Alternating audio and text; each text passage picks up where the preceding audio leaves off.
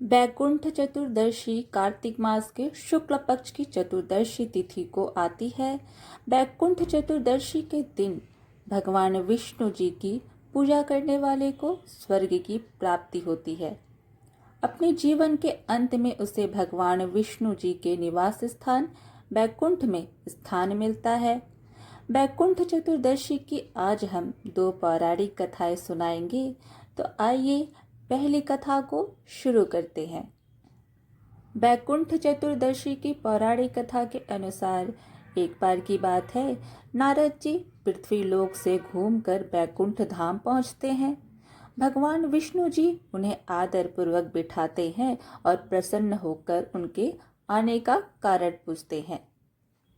नारद जी कहते हैं, हे प्रभु, आपने अपना नाम कृपा निधान रखा है। इससे आपकी जो प्रिय भक्त हैं वही तर पाते हैं। जो सामान्य नर नारी हैं वह वंचित रह जाते हैं। इसलिए आप मुझे कोई ऐसा सरल मार्ग बताएं जिससे सामान्य भक्त भी आपकी भक्ति पर मुक्ति पा सके।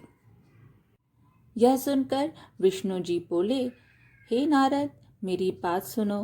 कार्तिक शुक्ल पक्ष की चतुर्दशी को जो नर नारी व्रत का पालन करेंगे और श्रद्धा भक्ति से मेरी पूजा अर्चना करेंगे, उनके लिए स्वर्ग के द्वार साक्षात खुले होंगे। इसके बाद विष्णु जी जय विजय को बुलाते हैं और उन्हें कार्तिक चतुर्दशी को स्वर्ग के द्वार खुला रखने का आदेश देते हैं। भगवान विष्णु जी कहते हैं कि इस दिन जो भी भक्त मेरा थोड़ा सा भी नाम लेकर पूजन करेगा वह बैकुंठ धाम को प्राप्त करेगा। बैकुंठ चतुर्दशी की दूसरी कथा इस प्रकार है। पौराणिक मतानुसार एक बार भगवान विष्णु जी देवाधिदेव महादेव का पूजन करने के लिए काशी आए। वहां मणिकर्णिका घाट पर स्नान करके उन्होंने 1000 स्वर्ण कमल पुष्पों से भगवान विश्वनाथ के पूजन का संकल्प किया। अभिषेक के बाद जब वे पूजन करने लगे तो शिव जी ने उनकी भक्ति की परीक्षा के उद्देश्य से एक कमल पुष्प कम कर दिया। भगवान श्री हरि को पूजन की पूर्ति के लिए 1000 कमल पुष्प चढ़ाने थे।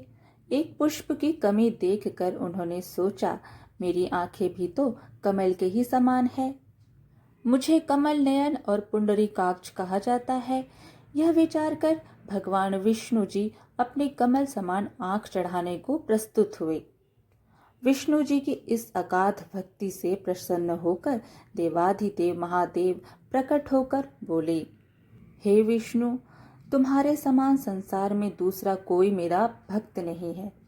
आज की यह कार्तिक शुक्ल चतुर्दशी अब बैकुंठ चतुर्दशी कहलाएगी और इस दिन व्रत पूर्वक जो पहले आपका पूजन करेगा उसे बैकुंठ लोक की प्राप्ति होगी।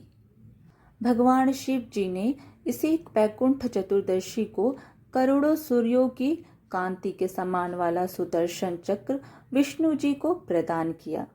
शिव जी तथा विष्णु जी कहते हैं कि इस दिन स्वर्ग के द्वार खुले रहेंगे। मृत्यु लोक में रहने वाला कोई भी व्यक्ति इस व्रत को करता है वह अपना स्थान बैकुंठ धाम में सुनिश्चित करेगा। तो इस प्रकार आज की यह कथा यहीं समाप्त हुई। फिर मिलेंगे एक और धार्मिक कथा के साथ। वीडियो पसंद आए तो प्लीज़ लाइक ज़रूर करिएगा और प्लीज़ हमारे चैनल को भी सब्सक्राइब ज़रूर करिएगा। धन्यवाद।